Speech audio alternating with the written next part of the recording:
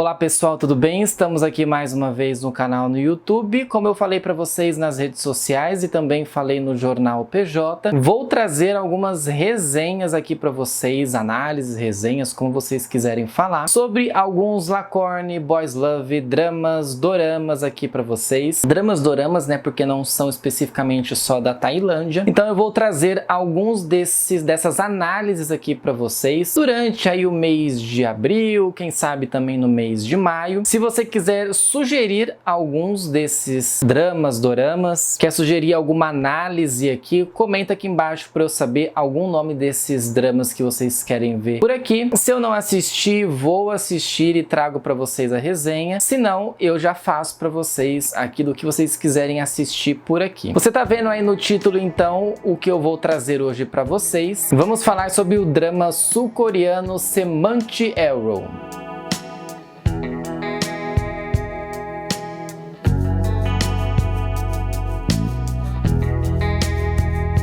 O dorama Semanti Arrow foi exibido pela plataforma Viki Rakuten e Apple TV com 8 episódios. As exibições aconteceram em fevereiro e março de 2022 e os EPs tinham duração em média de quase 30 minutos. Este é o primeiro drama sul-coreano que eu assisto. Eu fui buscar, né, outras produções, outros países para conhecer um pouco também dos dramas desses países, não ficar somente fechado em Tailândia, GMM, conhecer outros lugares também, para saber também exclusivamente como é que eles produzem, né? Como que é a produção deles em relação a isso. Então este BL conta especificamente a história de dois rapazes, gente, que eu não lembro o nome direito deles, que é o Jang Jae-young, que seria o cara gato da escola, né? Aquele popular da escola, que as meninas ficam excitadas por esses caras, né? E tudo mais. E o Chun Sang-yo, que seria o cara nerdzinho, que ninguém gosta muito, que ninguém se apaixona por este cara. Conta um pouco da história deles. O que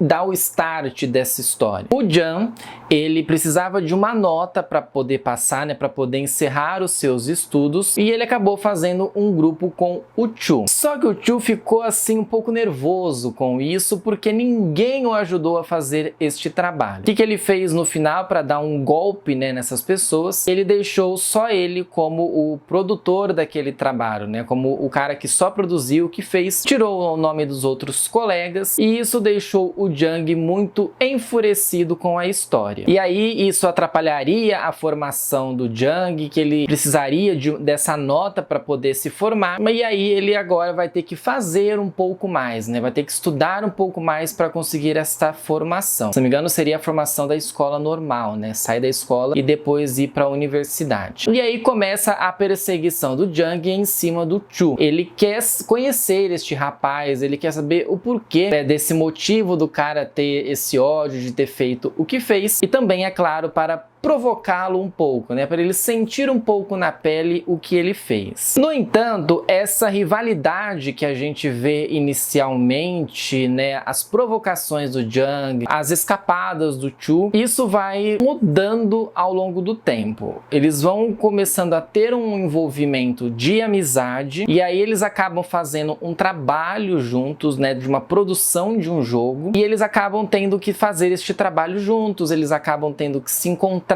muitas vezes, e aí essa história sai de uma coisa que a gente poderia achar que era uma amizade ou até mesmo uma provocação, principalmente do lado do Jang, para passar a ser um envolvimento, né, ter um pouquinho mais de gosto ali. E o que acontece também na história? O Chu acaba tendo um amor, né, vamos dizer assim, né, platônico. Uma menina chamada Ryu acaba gostando dele, né, então ela quer se envolver com ele, ela quer conhecê-lo melhor, quer ter este envolvimento, e isso acaba dando uma pulga atrás da orelha ali no Jang, que por enquanto não assumia ainda este relacionamento, essa vontade de estar com o Chu, mas isso acaba desencadeando uma coisa bastante interessante para a gente acompanhar durante os episódios. O bom da gente assistir a isso, né, é o envolvimento dos dois e também o desenvolvimento deste relacionamento, o que era uma provocação, o que era para ser dois caras que não se gostavam, achassem que fossem inimigos eternos, acaba se tornando um amor. E também até um pouco de ciúmes, né, que o Jung tem a partir da Ryu, que tenta todas as vezes tentar ficar com o Chu e não acontece. Tem até uma cena bastante interessante, né, que o Jung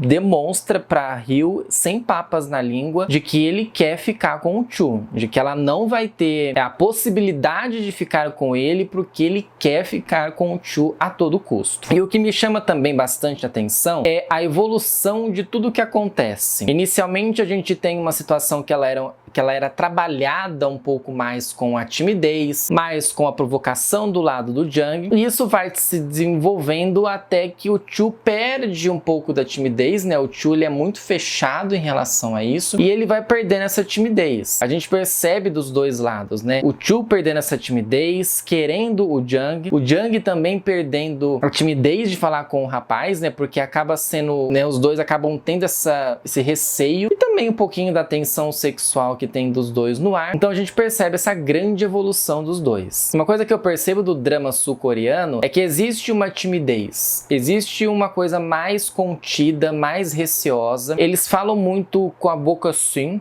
né? Eu acho até engraçado isso. As falas são muito mais sucintas, são muito mais rápidas, e há essa timidez, esse falar mais tranquilo, né? A gente pega o tailandês, que já fala em muitas frases, né? A gente vê até, às vezes, eles gritando muito, né? Falando muito alto, enquanto o sul-coreano tem esse jeito mais contido de falar, né? Ele não quer demonstrar especificamente os seus sentimentos porque ele é uma pessoa mais contida. E aí, por que nós temos então este nome, né? O que tem a ver Samantha Arrow em relação a história toda? Quando a gente tá lá no início da história, a gente entende que o Chu é um amante do azul, gosta de roupas escuras, nos tons azulados, e para provocar, o Jung acaba usando roupas vermelhas, que o Chu completamente detesta. Ele não gosta de roupas vermelhas. E isso é trabalhado nos episódios. O Jung começa a provocar, sempre usar roupas vermelhas. O Chu já tem essas roupas mais frias, né, o tom mais frio de se mostrar. O diretor, né, a direção, toda a produção ali da série trabalha com isso, né? A gente tem um lado mais quente do lado do Jung, um lado mais frio, mais contido do lado do Chu, e quando eles se misturam a essas faíscas. Na maioria das vezes, quando os dois estão tendo aquela tensão sexual, as cores se misturam e elas ficam roxas. Então tem pelo menos ali umas 3, 4 cenas. Prestem atenção quando vocês verem eles juntos. Tem umas 3, 4 cenas ali que as cores se misturam e o predomínio de tudo que tá ali é o roxo. E a gente percebe que há uma faísca entre os dois, né? Que o envolvimento dos dois, que o retrato ali dos dois tem essa faísca. E quando há essa tensão sexual e a gente até espera que role um beijo, acontece essa mistura de cores. É legal pensar isso, né? O figurino em si também é muito pensado nessa questão de demonstrar que as cores mais frias são pro cara que é mais contido e as cores mais quentes são pro lado do cara que gosta e que se ataca nisso, né? Uma coisa que eu percebo também é que tá sempre frio na Coreia. Nossa, eles estão sempre com roupas muito quentes. Você percebe que há um sol, né? Que há uma iluminação ali, uma luminosidade do sol, mas eles estão sempre com roupas mais pesadas, mais de frio mesmo, né? Então, essas gravações ocorreram em épocas muito frias. Eu não sei especificamente se a Coreia do Sul é normalmente fria durante o ano, mas a gente percebe que naquele momento ali, naquele período em que eles fizeram a série, estava bem frio. E uma coisa que chega posteriormente à série é o fanservice dos dois, né? Dos atores principais, que aí eu também vou ter que pegar na minha cola aqui, que é o Park Seo-an, que fez o Jung, e o Jae-chan, acho que é assim a pronúncia do nome, que fez o Chu. Qual que é o fanservice da história, né? O An, ele acabou tendo que posteriormente a série entrar para o serviço militar, que no caso lá na Coreia do Sul você não tem escolha, acho que alguma coisa nesse sentido, que você não tem escolha de não querer, você precisa ir ao serviço militar. Aqui no Brasil é diferente, que por mais que você se inscreva lá, que você faça o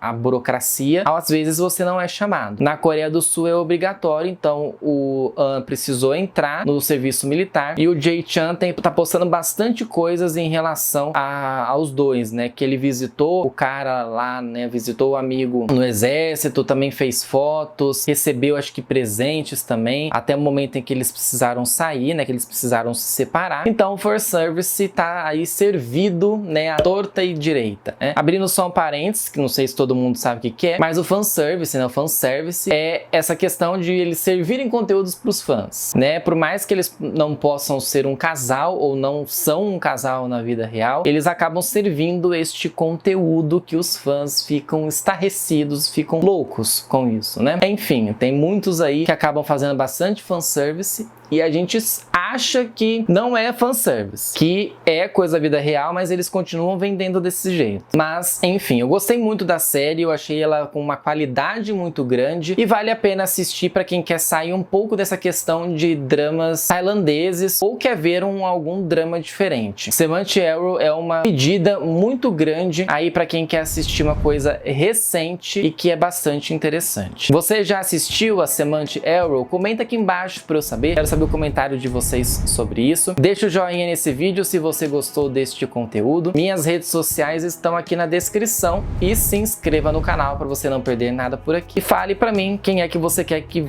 apareça por aqui, qual que é o drama que você quer que apareça por aqui. Ok, gente? Até a próxima semana. Tchau para vocês.